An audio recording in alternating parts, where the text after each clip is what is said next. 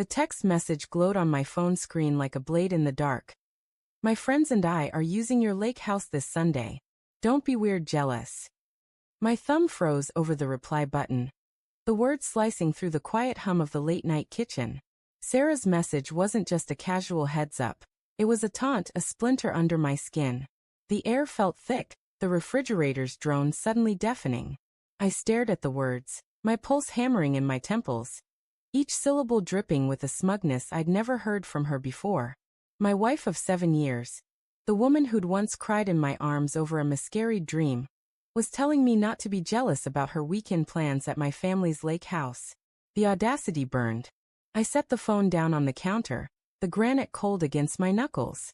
The house was silent except for the faint creak of floorboards settling upstairs, where Sarah slept, or pretended to. My mind churned, replaying the last few months. Her late-night work calls, the perfume she'd started wearing that I didn't recognize, the way her laughter had turned sharp, almost performative, when we were with friends. I'd brushed it off, chalked it up to stress from her promotion, to the grind of our 30s pulling us in different directions. But this message? It wasn't a crack in the facade, it was the whole damn wall crumbling. I poured a glass of whiskey, the amber liquid catching the dim light above the sink. The burn in my throat didn't dull the ache in my chest. I wanted to storm upstairs, shake her awake, demand answers. Who are these friends? Why the lake house? Why now? But something heavier held me back, fear maybe of what she'd say. Or worse, what she wouldn't. I sank into a chair, the leather creaking under my weight, and stared out the window at the moonless night. The darkness felt like a mirror, reflecting the void opening inside me. By morning, Sarah was all smiles, stirring cream into her coffee as if nothing had changed. "You're up early," she said, her voice light, her hazel eyes flicking over me like I was a stranger. "Big plans today?" I gripped my mug, the ceramic warm against my palms. "Just work," I lied, studying her. Her hair was pulled back, a few strands loose around her face, and she wore the silk blouse I'd bought her last Christmas. She looked beautiful, untouchable. "You didn't mention the lake house last night," I said, keeping my tone even, though my heart thudded. "Who's going?" She didn't flinch, just stirred her coffee, the spoon clinking softly. "Oh, just some girls from work. You know, Lisa, Jen, maybe Claire. We need a break." Her smile was too perfect, like a rehearsed line. "You don't mind, do you?" The question hung in the air, a challenge. I forced a nod, my jaw tight. Sounds fun.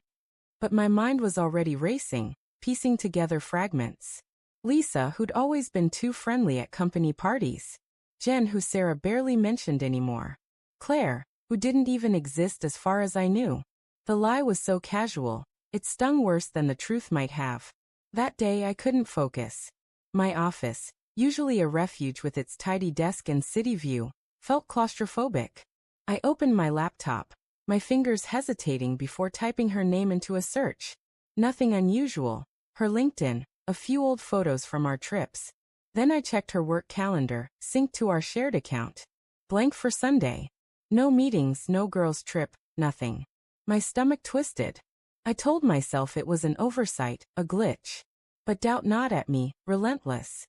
By Friday, the unease had festered into something darker.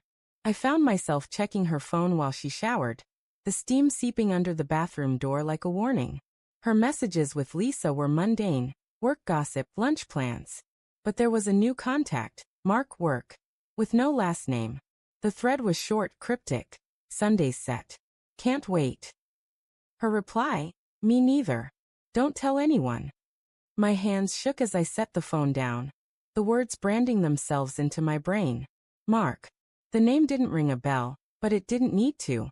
It was enough to shatter the fragile trust I'd been clinging to. I didn't confront her. Instead, I drove to the lake house Saturday night, the 2-hour trip a blur of headlights and rage. The cabin sat on the edge of a glassy lake, its wooden siding silvered by moonlight. My family had owned it for decades, a place of bonfires and lazy summers. Now it felt like enemy territory. I parked a mile away, hidden by pines, and waited. The air was crisp, heavy with the scent of damp earth and cedar. Every rustle in the woods set my nerves on edge, my imagination conjuring Sarah's laughter, someone else's hands on her. Sunday morning, a black SUV pulled up. Sarah stepped out, her hair catching the sunlight, followed by a man I didn't recognize. Tall, broad-shouldered, with a confidence that made my fists clench. Not Lisa. Not Jen. Definitely not Claire. They carried bags inside, their voices muffled but intimate, like they'd done this before. I crept closer, the grass damp under my boots, my breath shallow. Through the window I saw them. Sarah's hand on his arm, his head tilted toward her, too close. The world tilted, my chest tight with a mix of fury and grief. I could have burst in, screamed, thrown punches. But I didn't. I watched, frozen, as they laughed over wine, their shadows merging on the wall. My phone buzzed in my pocket, a text from Sarah. Miss you.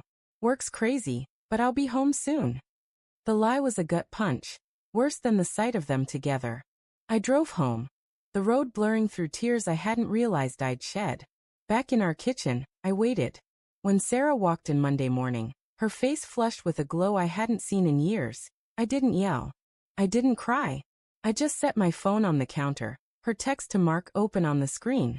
Her eyes widened, then hardened. You spied on me? She spat, her voice sharp with defiance. Who's Mark? I asked, my voice low, trembling with the weight of everything I'd lost. She didn't answer, just grabbed her keys and left. The door slammed, the sound echoing in the empty house. I sat there, staring at the lake house key on the counter, its edges worn from years of use. I'd trusted her with it, with everything. Now it was just a relic of a life that no longer existed. But as I sat there, a new thought sparked, cold and sharp. The lake house had a security camera I'd installed last summer. I hadn't checked it yet. My hands shook as I opened the app, the footage loading slowly. There they were, Sarah and Mark, not just laughing but planning. Her voice clear through the tinny audio. He'll never know. We can keep this going. The betrayal wasn't just an affair. It was a future they were building behind my back. And then the final blow, Mark's voice smug and certain saying, once we sell the lake house, we're set. My vision blurred, not with tears, but with a clarity I hadn't felt in months. Sarah thought she'd played me, but she didn't know I'd already changed the locks. On the lake house, on our accounts, on everything. She'd betrayed me, but I wasn't the fool she thought. The game wasn't over yet.